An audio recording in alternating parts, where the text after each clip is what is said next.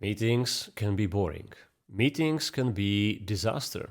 Meetings can be a complete waste of time. And messing up a meeting with a business partner could be a grand faux pas. Or they can help you to achieve your business goals.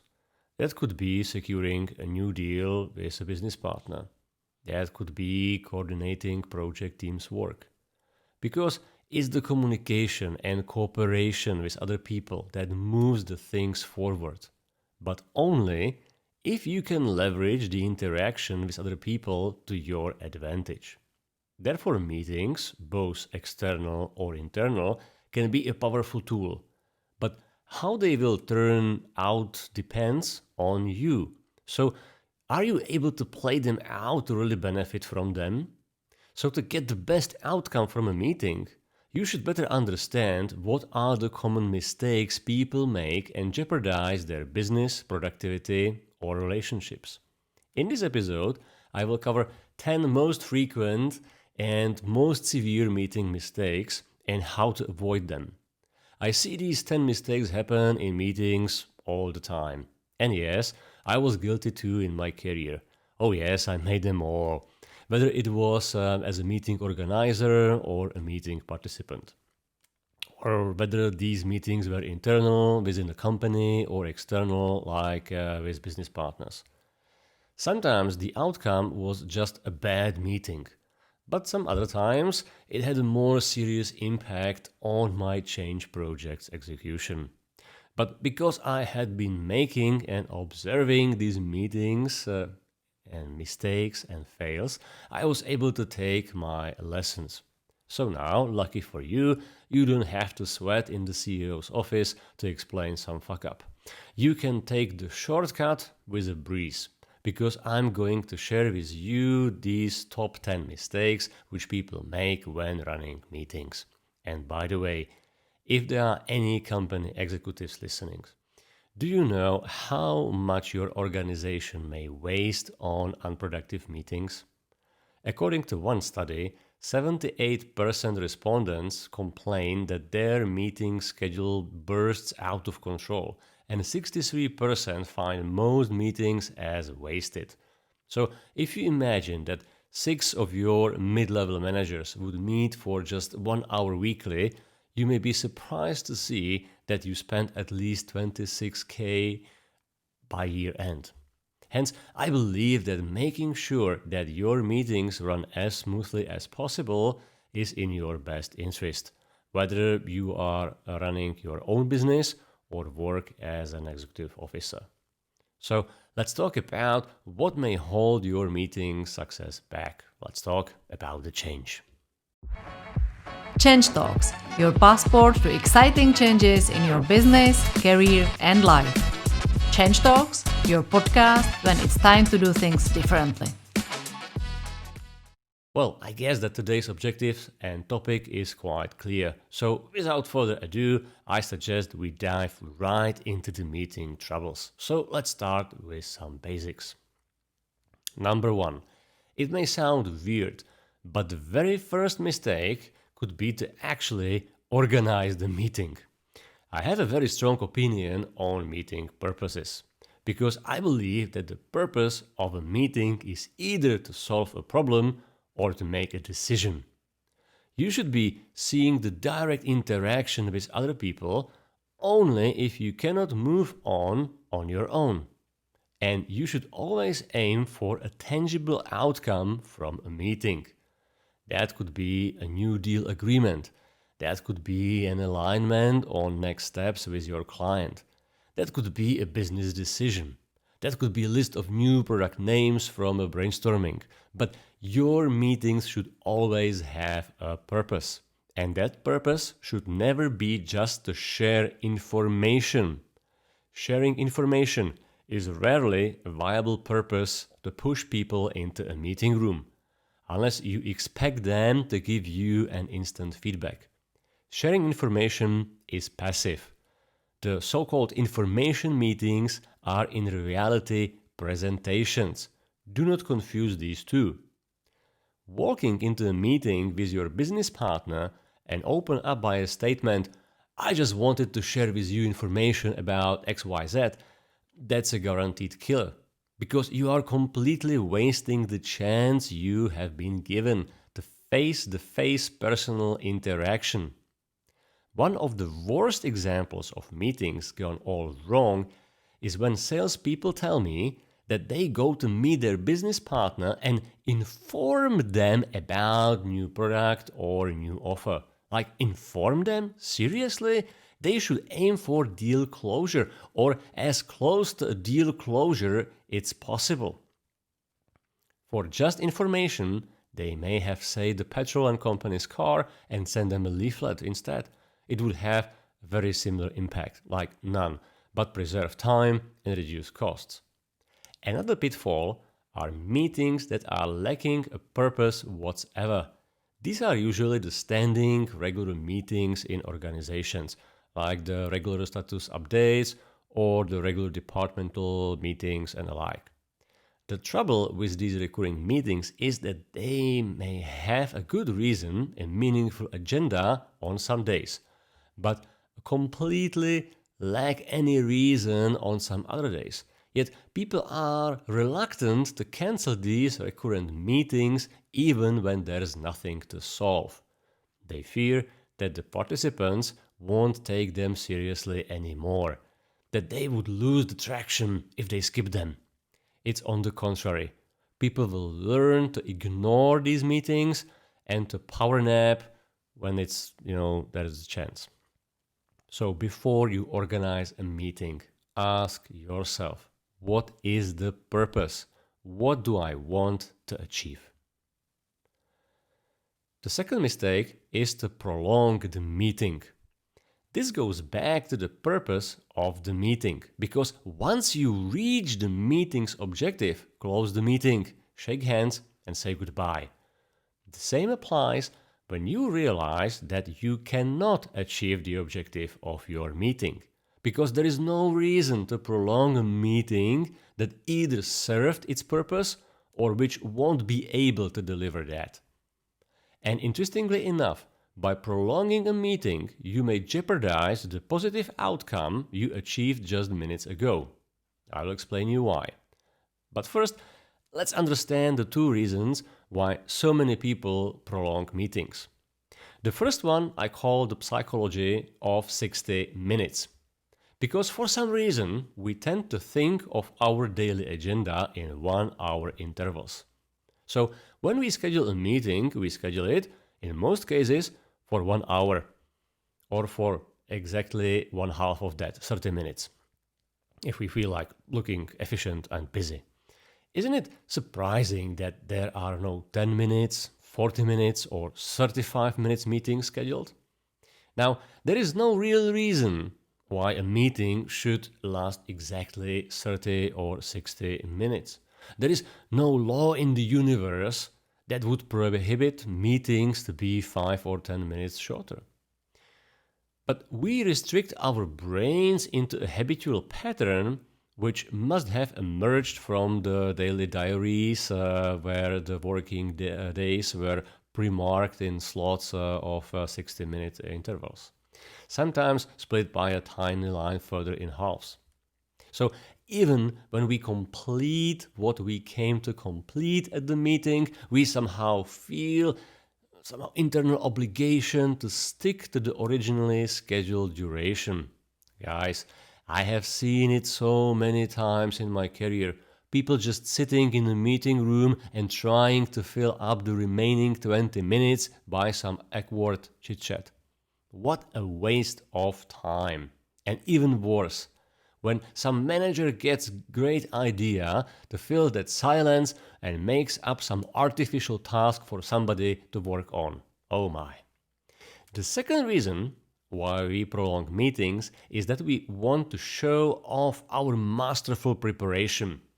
Because many times meetings require preparation, especially when we want to get approval from a certain committee, budget validation from a manager, or a new order from a business partner. So we come to the meeting equipped with PowerPoint slides, tables and charts of analysis, trendy brochures, and so on. And we have spent hours on fine-tuning each of them. We played with the fonts and colors in PowerPoint to match nicely. And we wrote the slide headlines 3 times during the 5 rehearsals. And we tweaked the charts formatting to show nicely the trends and perhaps even used one of those fancy bar charts in 3D animation. And to prepare all that, oh my gosh, that was a real pain and so much time and effort, right? So when we are at the meeting, we have this urge to show it, to go through all the content we have put so masterfully together. I have seen people so obsessed by this compulsion that they forgot why they came to the meeting in the first place. And this is the danger. This is the trap you can fall into. Always remember, why are you there and what do you want to achieve at that meeting? If it's a committee approval, stop your pitch, thank them and leave immediately. If it's your customer's commitment for an order, stop your show and let them sign in. But whatever it is you came for, take it and grab it instantly when they give it to you. And for God's sake, do not continue in your show of speech. Because otherwise, you may give them the reason to doubt their decision and to revoke it. I learned that myself the hard way. Early in my career, I was standing in front of top companies' executives and pitching them a business case for a new project. And my deck was impressive. I had spent days working on that, tuning and tweaking every little bit of the content. Everything was there as I wanted to anticipate every question they may have. So I had the financial analysis, the competitors analysis with market benchmarks. I had the customer survey, the project plan, the risk analysis, and perhaps even the weather forecast. It was a true masterpiece of the corporate PowerPoint art, and I was so proud on that deck. When giving my speech to the committee, I could have seen that they were really impressed. So when I was on page 4 of my hefty deck, they said, "Yes, that looks really good, we like it." And they agreed to start the project and the budget. So hooray, that was smooth victory, wasn't it? But I still had 10 or perhaps 15 other great slides to show them.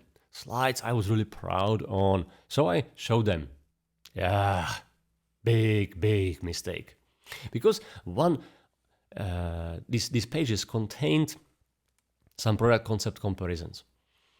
But as a preliminary and as a non-essential as it was, it stirred some discussion among the committee. And they withdrew their approval and they requested some more detailed analysis instead. Cold shower splash. From hero back to zero. All the preparation seemed suddenly wasted. I saw the days spent on the preparation in a fast rewind in my mind, and I couldn't have believed that. I lost the already won battle, and I even didn't understand why. And at that moment, one of the executives leaned to me and gave me one of the most important advices I have ever got. He said, "Viktor, once you get what you came for, take it and stop. Don't give them a chance to doubt and change their mind." And believe me, this is a golden rule to follow, because during my career, I have seen people to make this mistake so many times, and always, unfortunately, with the same sad result. So do not prolong your meetings beyond the point when you meet your objective. Not only you will save time of everybody involved, but you won't risk losing what you just achieved. Mistake number 3. Mistake number 3 is inviting too many people to the meeting. Okay, I get the usual corporate phraseology and mediocre leadership advices. Keep everybody on board, involve people in the process. But beware, there is a certain point when involvement turns into chaos and paralysis. Because the more people you involve, the more difficult and more unlikely it is to arrive quickly to any conclusion, while the effort you must invest into facilitation grows exponentially. Therefore, yet again, think about what you want to achieve and invite to the meeting just the right amount of people. Because when you have too many people around the table, you risk two things to happen. Firstly, people lose their accountability when in a large group. Is that mindset, oh, I thought it's Johnny's problem? Or they may feel uncomfortable to raise their concerns when everybody else seems to remain silent. The second issue is that the more participants, the more likely it is that you will deal with three types of meeting saboteurs. The first saboteur type is the agile challenger. These people feel that when at a meeting, they are supposed to challenge every idea. Some may do it in a bad spirit as an effort to divert any work or change heading in their direction. Some may do it with a true belief that they are contributing to a variety of options. And although you should want a healthy feedback and challenge, you probably do not need or want 5 people like that at the table. The second saboteur type are the last-minute questioners. These people have no real contribution. They just want to showcase their presence or their wannabe value by asking last-minute questions. They remain silent during the whole meeting, but grab their opportunity when the meeting runs already 10 minutes over time. The third saboteur type are the silent mood killers. They sit there, they do not speak. They just lean back and frown. And their body language makes everybody suspect that something with the meeting topic must be actually very odd. The best way to mitigate meeting saboteurs and keeping your meetings effective is to invite the smallest group of people possible, depending on the objective and purpose, of course. And should you want to involve more people into what you do, think of other better ways. The fourth mistake for organizing a meeting is to invite the wrong people. While we just learned that too many is a problem, the wrong people is an even bigger problem. Why do you invite people? Because you want them to take an action, to help you with your task, give you approval, to commit to a contract or order, to give you feedback and opinion, to resolve issues, to gather intelligence, and so on. Therefore, you should invite only those capable or those empowered with regard to the meeting objective.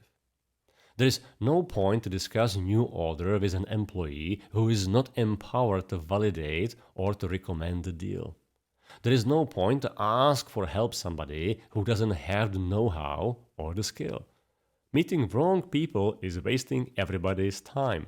True, sometimes you don't know upfront. Sometimes you find out just at the meeting that your counterpart is not the right person to meet. So don't be shy. And avoid the mistake number 2, prolonging the meetings. Instead, explain, apologize, and perhaps ask for help to meet the right person. The fifth mistake is allowing the discussion at the meeting to drift away. Have you ever attended one of those meetings which start with a project budget, but then turn into discussion about marketing campaign strategy, then move to highlights from the last soirée with a business client, only to take sharp turn to debate the HR recruitment and end up with chit-chat about weekend plans? It's always a good habit to outline the agenda and the structure of the meeting at the very beginning, and then steer the debate accordingly. So when somebody starts to diverge, you kindly remind them about the meeting objectives and agenda. The recurrent meetings, like project statuses, are especially prone to drifts, because after some time people tend to forget what is the purpose of the project, which may even negatively impact the whole project or task at hand, as leading to non-systematic decisions, project scope alterations, and generally to substantial waste of time and energy. One of my tricks How to avoid this pitfall at regular status meetings is to start with a brief reminder about the project goals and KPIs every time. Something like saying, "Hi everybody, welcome at this week's status meeting for the project Zebra, which is about accelerating the customer response time from 1 day to just 30 minutes. That way, everybody gets reminded why you are all there and not drifting to discuss marketing budget. The next mistake, mistake number 6, is often connected with the previous one. The sixth mistake is to allow solo deep dives. Solo deep dives happen when two participants start to discuss a very specific topic while the others are forced just to watch and to get increasingly bored. This is not respectful to the time of the other meeting participants. So once you realize that the topic needs detailed discussion among a small group of people, stop it and take it off the meeting. Ask them to resolve it in a breakup group, and perhaps even stop the meeting if not possible to proceed, avoiding the mistake to prolonging it unnecessarily. Explain the rationale to the people around and rather organize new meetings once the issue is resolved, because group meetings are not a place to watch a smart working performance of one or two individuals or a rhetoric duel. The seventh cardinal sin for meetings is to postpone the decision to the very end of the meeting. Waiting until the meeting's final moments to make decision can impede progress and hinder the momentum gained through the discussions. I have witnessed firsthand how this practice can undermine the effectiveness of business meetings and slow down the progress. Why is this a frequent mistake? Often, it stems from a desire to gather all available information or to avoid making swift decisions that may seem irreversible. However, the irony lies in the fact that delays can lead to missed opportunities, prolonged uncertainty, and a disengaged team. Because nobody likes to make decisions under pressure, people then rather ask for another meeting to continue the discussion. Or you may end with a no, because that's always safe to give, even under time pressure. Instead, try to turn the usual agenda upside down. Say something like, "Today, we need to agree on the project budget for the next phase. What information do you need to make the decision?"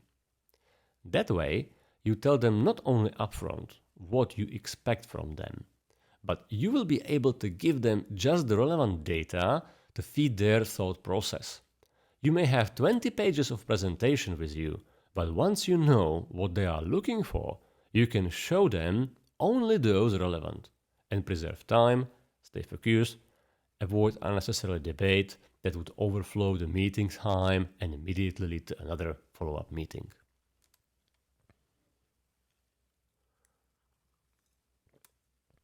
The eighth mistake is not to write and share meeting minutes. One CEO once told me, "It's not important what you discuss and agree at the meeting, but what is then written in the meeting minutes." And it's so very true, especially when meeting a difficult client in a corporate environment or when negotiating a deal. So always make sure that someone is taking notes for the minutes. And if that's not you, ideally pick up a person who you can trust and who wears the colors of your team. I learned it the hard way.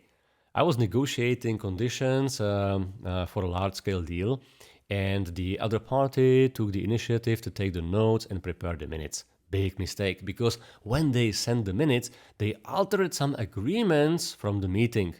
I'm still unsure whether it was because they changed their mind after the meeting or they just tried to smuggle in some perks for them. But anyway, we had to return to the negotiating table and start the whole thing over again. Hence the lesson learned: take the notes and share the meeting minutes after the meeting. It doesn't have to be anything heavy, anything corporate-alike.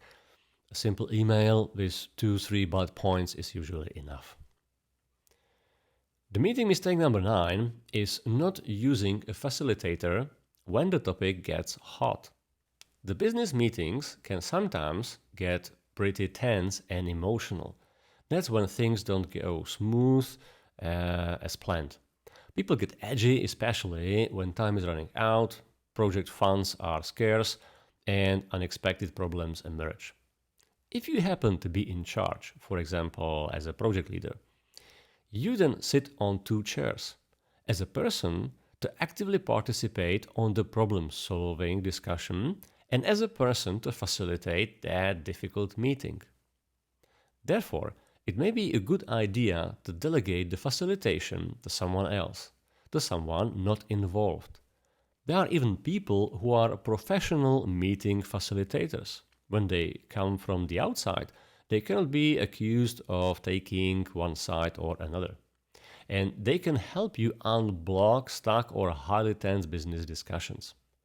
Now, of course, you don't need to go high and crazy.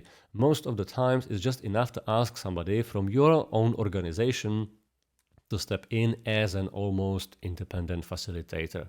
The point is to kind of remove yourself from the problem and gain that helicopter view. And it will not only help the discussion, because the others will perceive that also as a sign of your seniority and professional attitude. The last mistake on my list, mistake number 10, is the wrong use of technology. We live in times when people lose their attention quite quickly. And can you imagine how wearing could be a day for someone who goes from one meeting to another, especially when they all look alike? So think how to add some spark and efficiency to your meetings by fully leveraging the technology to your advantage. Do you have interactive whiteboards? Then use them. Even the old school paper flip chart can add some energy to a meeting. Stand up, walk there, use it to draw a simple scheme or to write down a couple of bullet points. Even a silly small thing like a laser pointer can add some fresh air into a stale meeting room. Believe me, I've seen that. When you have an online meeting, always switch on the camera. People love to see who is on the other end and how you react to their comments, what's your facial expression. I'm still surprised how many people, even these days, are still reluctant to switch on the camera. Like, come on, you are covering your face in the office? I don't think so. So, even when you share your screen, learn how to use the features like the presenter view. I mean the one when your image pops up in front of the slide. It looks cool and stands out of the crowd. Another great feature are the virtual drawing boards. They work best in conjunction with iPad, but there are many ways for you how to draw or write at an online meeting, because one drawing is better than 1,000 words, right? Of course, not every meeting requires high-tech props. It's perfectly fine to meet your client over coffee or to have a quick roundtable with colleagues. The point is to use the technology to your advantage when it makes sense. Oh, one last comment. Before you actually go for any cool meeting tech, always make sure you test it properly in advance and that you know how to operate it smoothly. You don't want to be that person who is fiddling with the settings right at the video call. So, okay, that concludes our top 10 meeting mistakes as I have observed them and as I made them myself too. I hope you found this episode both insightful and actionable. Now, that you are armed with this knowledge to avoid these common pitfalls, you are well on your way to mastering the art of meetings. And thanks that also to boosting your business. Remember, every meeting is an opportunity, and making them work for you is a skill worth mastering. If you enjoyed today's episode, don't forget to hit the follow button and to give Change Talks a 5-star rating. Your support helps us bring more valuable insights to listeners just like you. So have a great day. Until next time, and make the change work.